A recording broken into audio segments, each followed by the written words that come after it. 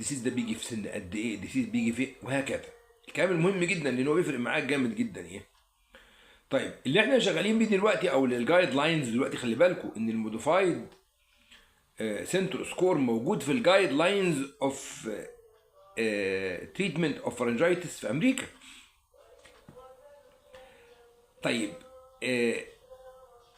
عمك ماك اسحاق ده هو لما عمل موديفيكيشن للسنتور ده، هو السنتور ده خلي بالكم موجود منه كالكوليتور. انت لو دخلت على الميدسكيب ودخلت على دراجز اند ديسيزز ودخلت على حاجه اسمها كالكوليتورز وبعدين جبت الفابيتيكال هتوصل للسنتور سكور ده.